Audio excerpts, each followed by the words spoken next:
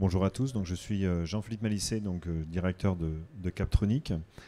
Et puis Benjamin Colbock, directeur général de Green System. Je vais vous expliquer après ce qu'on fait, éditeur de logiciels de management de l'énergie. Voilà, donc en quelques mots, donc on est ensemble pour une demi-heure, jusqu'à 16h. Donc le titre effectivement de notre intervention portera sur la mesure et la réduction des consommations énergétiques, à la fois en termes de démarche, en termes de solutions, puis ce qui intéresse tout le monde, c'est surtout les gains obtenus. En quelques mots, Captronic est une association qui a été fondée il y a une trentaine d'années et constituée d'experts qui apportent du conseil en système électronique et de façon neutre, puisqu'on n'est pas nous-mêmes un bureau d'études, on intervient vraiment sur les phases de conseil amont pour vous aider, pour accompagner les entreprises dans leur stratégie de digitalisation, d'optimisation, de conception, d'industrialisation de produits et ou de process qui sont basés sur des systèmes électroniques. C'est notre cœur de métier. Donc on a une quinzaine d'ingénieurs conseils basés un peu de partout en France, cette spécialité qu'on maîtrise plus particulièrement, et on s'appuie sur un gros réseau d'experts qu'on peut être capable de mobiliser en fonction de vos problématiques. Sur les 5 dernières années, on a accompagné un peu plus de 1000 entreprises, et en moyenne, l'introduction de systèmes électroniques dans des produits se traduit par plus de 20% de chiffre d'affaires, et l'introduction ou la mise en place de systèmes aussi plus intelligents sur les process, 10-20%, voire plus de gains de productivité. Voilà, alors en quelques mots, je ne suis pas au bon endroit, excusez-moi, c'est parti, pas comme il faut. Donc c'est cette spécialité, on travaille beaucoup sur la brique connectivité, tout ce qui est optimisation, soit de process, soit d'utilisation de produits. On travaille beaucoup notamment sur la fonctionnalisation des produits, mais également sur les volets RSE, impact environnemental, tout ce qui est traçabilité, qui est un sujet important, tout ce qui est en mise en conformité par rapport à tout un environnement réglementaire et contexte d'usage, les dispositifs médicaux, tout ce qui est cybersécurité, parce qu'à partir du moment où on connecte, on a cette problématique de cybersécurité, et tout le volet industrialisation, puisque l'objectif c'est de mettre des produits soit sur le marché quand on fabrique le produit, soit d'intégrer des systèmes qui soient opérationnels dans un contexte industriel notamment. On a aussi une grosse activité de formation, donc une 140 sessions dispensées l'année dernière, plus de 1000 stagiaires formés, plutôt des gens qui sont contents, et tous les gens avec lesquels on travaille sur ces sujets-là. Voilà, très rapidement. Green System, je vous laisse la parole, Benjamin. On va rentrer dans le vif du sujet sur la performance énergétique. Donc Green System, on est éditeur de logiciels de management de l'énergie. Et d'ailleurs, vous pouvez venir voir le stand aussi qui est là. On est aussi fabricant d'une passerelle de communication, puisque le but dans l'industrie ou dans le monde tertiaire, peu importe, c'est, comme vous l'avez peut-être entendu pour les personnes qui étaient présentes juste avant, c'est déjà comment on va réussir à collecter de l'information, collecter de la donnée au sein du bâtiment. Que ce soit de la donnée de consommation d'énergie ou de la donnée de production qui va nous permettre derrière de créer des indicateurs de performance énergétique. Donc on a été accompagné d'ailleurs par Captronic pour le matériel qu'on présente ici. Donc notre métier est d'aider à collecter les données de consommation d'énergie au sein du site industriel et ou tertiaire et permettre de les analyser au sein de tableaux de bord dédiés et spécialisés.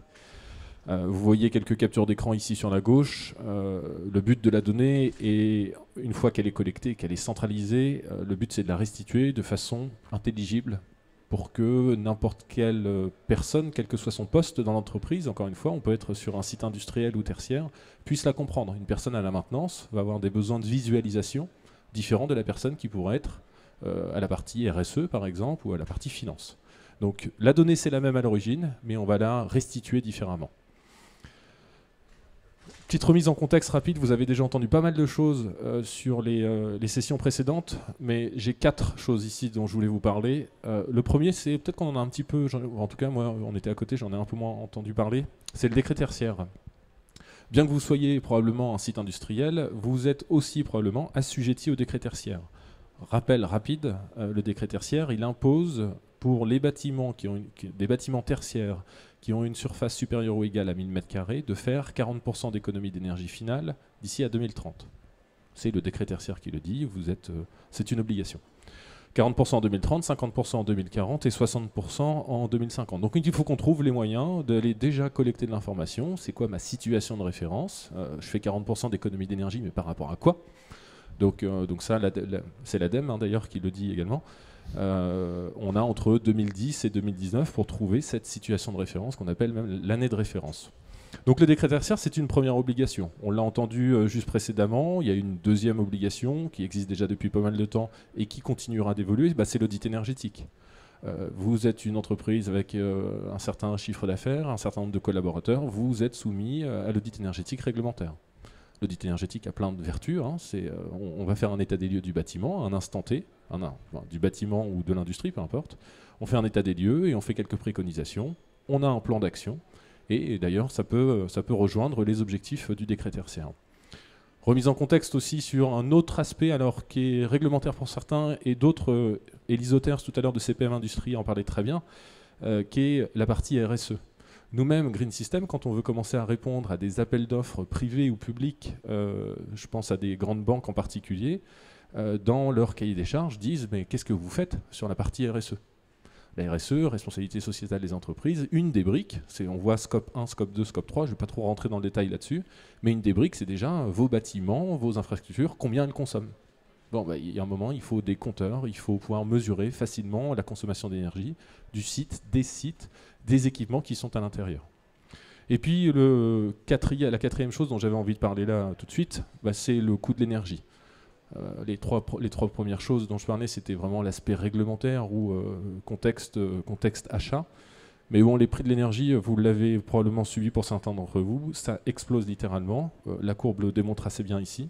Et on n'est plus dans le même besoin. Jusqu'alors, moi, ça fait 8 ans que je travaille, 9 ans maintenant que je travaille pour l'entreprise Green System à développer, en partie d'une page blanche pour développer le logiciel. Sur les premières années, très sincèrement, quand je parlais du monitoring énergétique, du besoin de collecte, à quelque chose près, on me riait au nez. Monsieur Colbach, ça sert à quoi? On s'en fout, ça coûte pas très cher l'énergie. Clairement, le sujet est complètement différent aujourd'hui. Aujourd'hui, on vient me voir pour dire mais aidez-moi à trouver des informations de consommation d'énergie pour que je comprenne ce qui se passe dans mon bâtiment ou dans mon industrie pour derrière trouver des plans d'action et mettre en place des actions d'économie d'énergie. Donc ça, c'est un réel sujet qui n'est pas réglementaire, qui est plutôt, on pourrait dire, géopolitique, mais qui est vraiment important. Je te redonne la parole. Au-delà d'ailleurs des augmentations, des variabilités, il y a aussi un vrai sujet sur la variabilité, c'est-à-dire que sur les prix de l'électricité, c'est comment vous gérez quelque chose qui est mineur. Vous pouvez vous couvrir avec un certain nombre de contrats, mais ce sujet de la variabilité est un vrai sujet. Alors, on voulait vous présenter quelques exemples qui sont tirés, donc des exemples réels, qui ont été basés sur qui ont été réalisés grâce à des mises en place de solutions de mesure fines des consommations. Donc là, le premier exemple, donc sur Schneider Electric Caros, donc c'est 30 capteurs installés, une analyse de la consommation des compresseurs, puis ensuite d'autres équipements. Pour ceux qui ont de l'air comprimé, vous savez que le compresseur, ça recoupe beaucoup de choses, à la fois de la performance, mais aussi beaucoup de fuites. Et effectivement, pour détecter d'éventuelles anomalies, ça leur a permis de comparer des équipements similaires, et effectivement, pour pouvoir argumenter, s'appuyer et remplacer les plus énergivores. Ils considèrent qu'ils ont fait à peu près une économie, vous voyez, de mégawattheures par an, donc c'est quand même important. Sur des sites importants aussi en termes de nombre de machines. Ensuite, deux autres exemples, un dans l'agroalimentaire, donc Bonduel, donc René Scur dans le 62 pour ceux qui connaissent. Donc effectivement, l'objectif c'était l'entreprise cherchait un système de sous-comptage qui pourrait à la fois être facilement installé, avec pour principal objectif, de mieux comprendre le comportement des machines, notamment leur processus de congélation rapide, et notamment, assez classiquement, sur le mode veille, comment j'optimise les modes veille, à quel niveau, etc., pour réduire mes consommations énergétiques. Et en fait, le réglage fin des paramètres de veille, également des temps d'arrêt, de redémarrage, etc., a permis une réduction des coûts énergétiques de 14 kilo-euros par an. Donc c'est quand même assez important. Et ce qui est intéressant aussi, c'est que ça leur a permis aussi, sur la base de ces capteurs, d'obtenir la certification ISO 50001. Autre exemple dans l'agroalimentaire, là chez Danone, dans une démarche là, effectivement, de performance énergétique.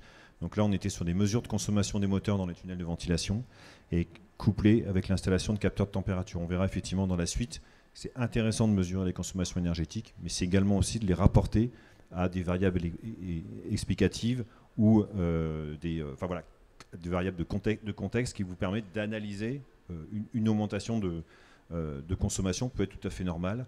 Donc c'est intéressant de corréler et ensuite, au travers de ces rapprochements de variables, de pouvoir mettre en place des actions et de comprendre aussi quels sont les fonctionnements les plus optimums. Alors, ça nous amène effectivement sur cette démarche. Donc je te donne la parole. La démarche de recherche d'économie d'énergie dans un bâtiment, c'est bien le sujet, IoT monitoring et pilotage des consommations d'énergie, c'est que c'est une démarche vertueuse au service des économies. Mais il faut le faire quand même globalement bien et ça passe par un bon accompagnement. Vous êtes un site industriel, vous avez assurément besoin de vous faire accompagner pour faire les choses de façon intelligible. Prenons de la hauteur, l'accompagnement à l'optimisation des process industriels, sur lequel d'ailleurs peut vous accompagner Captronic. Donc identification et collecte des données de pilotage versus les données de consommation. Ça c'est un point important. Il n'y a pas que les données de consommation. On peut trouver des gisements d'économie, alors d'énergie, mais d'économie tout court, en prenant un petit peu de la hauteur sur le bâtiment. Prise en compte de l'ensemble des objectifs de la stratégie de l'entreprise, c'est un point aussi important. Prendre du recul, qu'est-ce qui se passe ? On a toujours la tête, le nez dans le guidon, et donc il faut essayer de prendre du recul et comprendre vraiment ce qui se passe. Identification et priorisation des actions et les solutions à mettre en œuvre. Une fois qu'on a décidé tout ça, il y a des choses qui sont assez complémentaires par rapport à cette prise d'auteur, c'est le choix du bureau d'études. Un bureau d'études, déjà, à mon sens en tout cas, doit avoir un certain nombre de qualifications pour pouvoir vous accompagner, disons, correctement. La qualification dont on parle régulièrement, c'est la qualification OPQIBI. Qu'est-ce qu'ils font globalement ? Soit on est dans une démarche d'audit énergétique pur et dur, études thermiques, études énergétiques. Audit énergétique, c'est très très réglementé. Collecte des données de consommation énergétique, ça c'est le premier point. De toute façon, l'ingénieur qui va venir travailler chez vous, il ne peut pas travailler sans information, c'est impossible. Donc on fait des états des lieux du bâtiment, mais pour comprendre comment se comporte le bâtiment, on collecte de l'information. On va rentrer vraiment dans du concret après. On fait un bilan énergétique. Donc comment se comporte le bâtiment, comment se comporte le site, comment se comportent les moyens de production, grâce à de la donnée endogène et exogène, très clairement, c'est comme ça qu'on va travailler. On va créer des indicateurs de performance énergétique et on va les suivre dans des tableaux de bord. C'est là que se positionne Green System en tant qu'éditeur de logiciels. Et le bureau d'études, lui, va se servir justement de ce logiciel pour trouver des préconisations, fournir un plan d'action et un plan d'amélioration. Ça, c'est le bureau d'études qui va fournir un certain nombre de choses. Et puis, si vous avez besoin de mettre en place des compteurs, des sous-compteurs dans votre bâtiment, vous allez faire, soit vous avez internalisé des compétences d'électricien, d'automaticien, et peut-être que vous allez pouvoir faire des choses vous-même. Mais on va voir, on aura une slide dédiée juste après. Un plan de comptage, ça ne s'invente pas. Plan de comptage, imaginez le bon plan de comptage, savoir quel est le bon compteur qu'on va aller mettre pour suivre le bon usage. Ça ne s'invente pas, il y a besoin de travailler autour de ça. Il faut sélectionner donc le bon intégrateur installateur qui connaisse bien votre installation, soit parce qu'il y a un bon historique sur l'installation, soit parce qu'il a vraiment toutes les compétences sur la compréhension de l'automatisme, des protocoles de communication, comment on va récupérer la donnée au sein du compteur pour ensuite aller la pousser alors, sur un cloud ou pas, peu importe, mais en tout cas pour pouvoir comprendre la donnée de consommation d'énergie. Voilà. Alors là, désolé, c'est pas très lisible ici, mais ça, c'est un plan de comptage. Vous voyez, ça ne s'invente pas. Tout le monde n'est pas en capacité de faire ce genre de choses. On est à l'échelle d'un site industriel. On a un certain nombre de compteurs qui sont en amont du site sur un TGBT et plein de sous-compteurs qui vont mesurer un certain nombre d'usages. Ça, c'est la base du devis que va vous faire l'installateur, l'intégrateur pour pouvoir faire un réel suivi des consommations et ce qu'on appelle même une cartographie des consommations d'électricité au sein du bâtiment. Un TGBT, des tableaux divisionnaires et comment, grâce à tout ça, IoT ou pas, protocole de communication plus ou moins ancien ou pas, peu importe, comment on récupère de l'information et surtout comment ça va réussir à durer dans le temps. C'est souvent les choses qu'on entend quand on est sur des protocoles de communication sans fil, c'est de dire, bon, bah, qu'est-ce qui se passe si j'ai plus de pile, qu'est-ce qui se passe si ça brouille le signal, quoi que ce soit. Un intégrateur, installateur va vous poser toutes ces questions-là et va vous faire choisir, en tout cas va vous aider à choisir la bonne solution. Donc quand je parlais sur la slide précédente du bon choix, le bon accompagnement et trouver le bon installateur, le bon intégrateur, c'est qu'ils ont toutes les capacités de vous poser toutes ces bonnes questions et c'est super important. L'investissement que vous allez mettre dans un système de mesurage, ça peut être plus ou moins conséquent. Il ne faut pas se louper. Le choix du protocole de communication, il ne faut pas prendre le tout dernier venu qui, si ça se trouve dans 5 ans, ne sera plus compréhensible par tous les automates. L'intégrateur, l'installateur, s'il est suffisamment compétent et qualifié, il saura vous accompagner. C'est juste le message que je veux faire passer ici. Oui, et puis il y a des questions aussi de portée, on est dans des environnements qui peuvent être perturbés.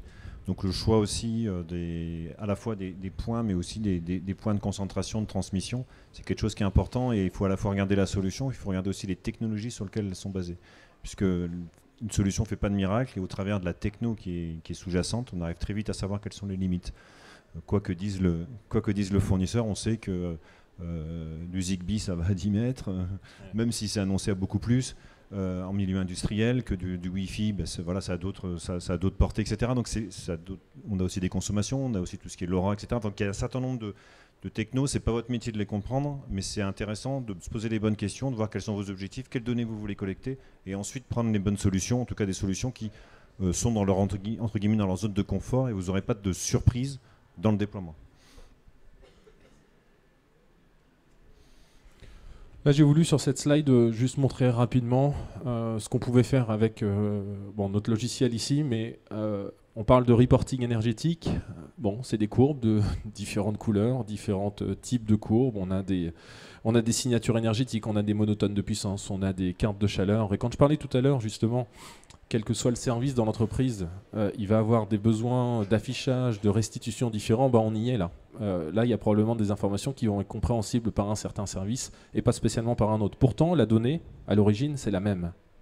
Et c'est ça qui est important dans un logiciel de ce type-là, en tout cas, c'est je suis au service maintenance ou je suis au service finance. Comment, en autonomie et facilement, je vais pouvoir aller me créer, voilà, on appelle ça des widgets, on appelle ça comme on veut, des widgets facilement qui vont me permettre de restituer l'information en euros, en tonnes équivalent CO2, en kilowattheures, en tonnes de production, enfin peu importe. Hein, l'idée, ça va être de facilement restituer l'information. Et ce type de solution, le but, c'est que ce soit très évolutif. Votre besoin dans votre bâtiment, sur votre site industriel, il évoluera au fil des années. Ce que nous, on constate sur le terrain, la plupart du temps, quand on commence à travailler, c'est récupérons de la donnée qui est facile à récupérer. Je suis capable, avec notre logiciel, de récupérer les données chez Enedis, chez RDF, juste avec votre autorisation. J'installe rien dans le bâtiment, rien. Je récupère 3 ans d'historique de données chez Enedis, 5 ans chez GRDF. Je n'installe rien dans le bâtiment, vous avez juste à me donner une autorisation. Et déjà là, on alimente un logiciel comme celui-là qui permet de comprendre beaucoup de choses sur le site dont on parle. Et puis, au fur et à mesure, on avance, on installe une Greenbox, pourquoi pas, notre passerelle de communication, avec plus ou moins de sous-compteurs si on respecte bien le plan de comptage qu'on a vu tout à l'heure. Et ensuite, parce qu'on a des sous-compteurs, on va pouvoir commencer à créer des indicateurs de performance énergétique. Des KPI, c'est quoi? Encore une fois, c'est des kilowattheures par tonne de matière produite. Si on est dans le tertiaire, des kilowattheures par DJU, des kilowattheures par mètre carré. Il y en a plein des KPI à imaginer. Et c'est là qu'on va trouver les bons facteurs d'influence et faire de la corrélation pour trouver quel est le facteur qui influe le plus sur ma consommation d'énergie. On analyse les informations, on fait des préconisations et des travaux d'amélioration. Et derrière, surtout, on fait le suivi de tout ça. Moi, je me rappelle d'un client en particulier. Alors, c'était un site tertiaire. Un client qui m'avait dit Monsieur Colbach, super, on a réussi à faire 20% d'économie sur mon bâtiment qui fait 7000 m². J'ai plus besoin de vous. J'ai plus besoin du logiciel que vous me proposez. Ok, testons, pourquoi pas. Ce qu'on avait réussi à faire grâce au logiciel, c'est de faire de l'analyse de la courbe de charge. La donnée Enedis, justement, donc le compteur général du bâtiment. Ce qui se passe, c'est que le bâtiment, il a un certain nombre d'occupants. Il a une GTB ou il n'en a pas, mais le bâtiment, il vit. Et les réglages sur la GTB, elle vit également de façon pas très pérenne pour le coup. Et ce talon de consommation, c'est comme ça qu'on appelle, qu'on avait réussi à descendre de 50 kW, naturellement, allez comprendre pourquoi, il repart à la hausse. Parce que le bâtiment, il vit.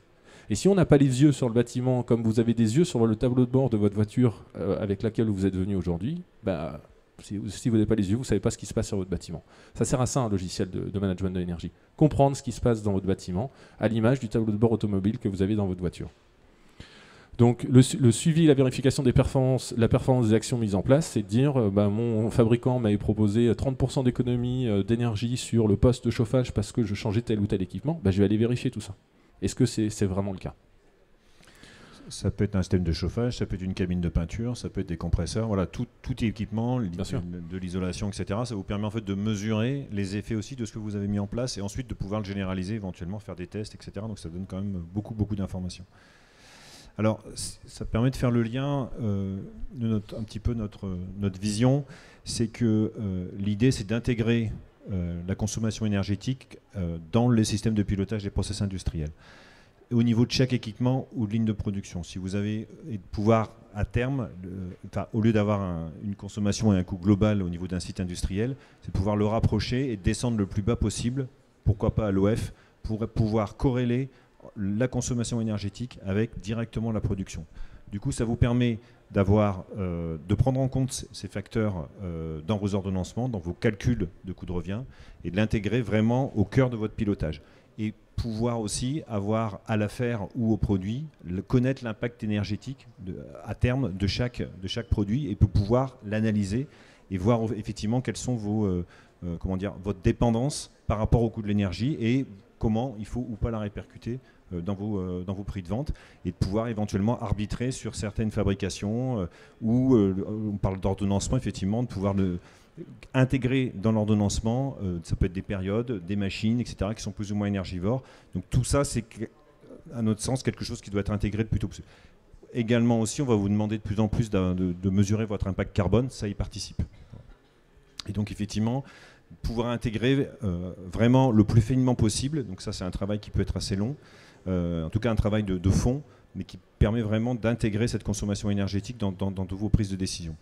Ce qui a été dit aussi par Benjamin, c'est effectivement que les consommations énergétiques, ça peut être aussi, alors on parle de parties prenantes, c'est-à-dire être destiné et être à plusieurs usages et à plusieurs types de collaborateurs dans votre entreprise.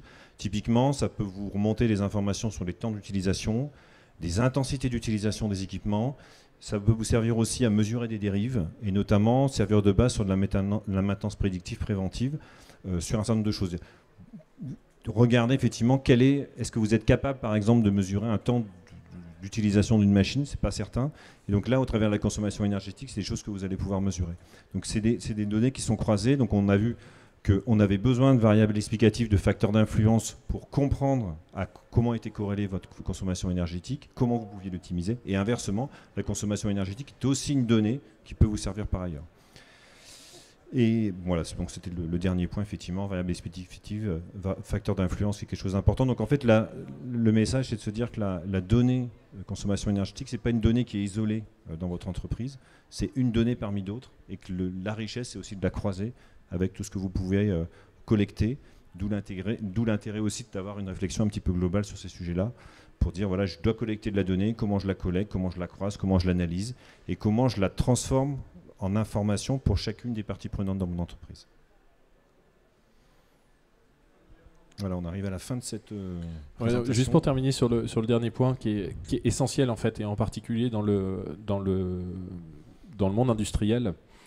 Quand on parle de variables explicatives ou de facteurs d'influence, c'est bien ça qui nous permet de créer les indicateurs de performance énergétique. Et sachez que dans le monde industriel, des logiciels, alors le logiciel et puis tous les systèmes de mesurage peuvent être financés par le système des C2E. C'est la fiche 1 du T134 qui permet de faire ça. La fiche 1 du T134, c'est système de mesurage d'indicateurs de performance énergétique. Donc les C2E vont permettre de financer le compteur de chez Legrand, de chez Schneider, de chez ABB, peu importe, pour comprendre combien consomme la ligne de production. Ouais, mais l'autre information essentielle, c'est la ligne de production, elle produit combien tous les jours? Parce que c'est bien ça dont on parle quand on parle d'indicateurs de performance énergétique. C'est des kilowattheures par tonne de matière produite, par nombre de rouleaux produits ou je ne sais quoi. Et c'est ça donc, que Jean-Philippe disait à l'instant, c'est la corrélation et le croisement de l'intégralité des informations, c'est qu'un logiciel de management de l'énergie récupère en effet des données énergétiques, mais aussi toutes les données liées à votre activité. Et c'est ça qui va être important, c'est l'ERP que vous utilisez aujourd'hui. Est-ce qu'il va être suffisamment ouvert pour récupérer l'information? Parce que quand on utilise du logiciel, on cherche à automatiser un certain nombre de choses, fluidifier le transfert de l'information. Certains oui, d'autres non. C'est pas un problème si c'est non. On arrive toujours à trouver des passerelles, des moyens de quand même créer ces indicateurs, de les suivre, de les calculer.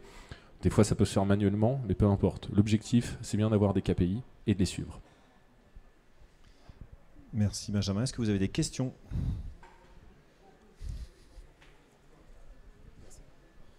Des questions? J'en avais une. Votre système, votre logiciel, donc s'adresse justement à différents métiers, différents services. Ah oui, c'est vrai, je vous ai pris le micro. Différents services. Parce qu'effectivement, une même donnée, enfin une même information ne va pas être interprétée de la même manière, avec aussi un langage qui va être approprié en fonction de la profession. Quels sont finalement les interlocuteurs parmi vos clients, tendance de fond enfin, que j'essaie d'obtenir, quels sont les interlocuteurs qui sont de plus en plus concernés par cette question? Très bonne question. C'est très dépendant de la taille de l'entreprise. Dans des entreprises, en particulier des sites industriels très structurés, ça va être le référent énergie. Tout à l'heure, la personne de la CETI m'en parlait tout à l'heure du référent énergie. Ça va être lui notre interlocuteur. C'est lui qui va être utilisateur du logiciel. Et quand on est sur la petite à moyenne structure, ça va être la personne à la maintenance, ou ça va probablement être aussi directement la directrice ou le directeur général, qui va avoir en charge le suivi des énergies, parce que c'est aujourd'hui le poste de coût un des plus importants et qui a un impact direct sur la marge de l'entreprise. Effectivement, entre le chef d'entreprise et le responsable maintenance, c'est pas du tout la même. Non, absolument. Et puis donc l'information, c'est là où il faut voir comment on la restitue différemment. Est-ce qu'on affiche, comme j'ai expliqué tout à l'heure, des tonnes équivalent CO2 en fonction de son besoin, des euros, des kilowattheures par tonne de matière produite? Chacun va avoir sa vision. Et c'est un logiciel avec suffisamment d'ergonomie et d'autonomie proposée va permettre de le faire. Pour compléter, puisqu'on a un métier qui n'est pas tout à fait le même, et nous, on est plutôt une demande qui vient des services responsables de la transformation digitale. Voilà. Comment je collecte, etc. Et on ne s'arrive pas toujours avec un angle. On a l'angle consommation énergétique qui est tout en haut des priorités, mais on a aussi d'autres angles qui se croisent, des angles de maîtrise de qualité, coût-qualité, etc. Puisque les rebuts ont aussi un impact énergétique qui est très important. Et le profil des gens qui, justement, responsables... C'est les services... alors ça dépend de la taille de l'entreprise aussi. Oui. Chez les grands équipementiers automobiles, c'est quand même assez haut, et avec une logique aussi de déploiement, de massification, etc., d'analyse assez haut, et ensuite effectivement d'aller descendre et de regarder quelles sont les solutions, comment on va récupérer toutes les données existantes, et ensuite on va zoomer à chaque fois sur des cas. Alors généralement, c'est pour ça que par de priorisation, on va aller tout de suite aller chercher là où ça fait le plus mal, et là où on va obtenir les premiers gains pour avoir des effets d'entraînement. Voilà, c'est aussi ça qui est intéressant, quoi. Voilà. Parce que tu ne l'as pas dit, Benjamin, mais effectivement, dès qu'on commence à bien regarder, on arrive très très vite, rapidement, à des 20-30% d'économie. Ensuite, il faut aller un peu plus loin à creuser, hein, mais très très vite, on a des très très bons résultats, quoi. Donc il faut y aller. Considérable. Merci beaucoup, messieurs, pour la clarté de Merci à toutes et votre tous. présentation. Merci. Et puis, oui, on peut applaudir. Merci. Bravo.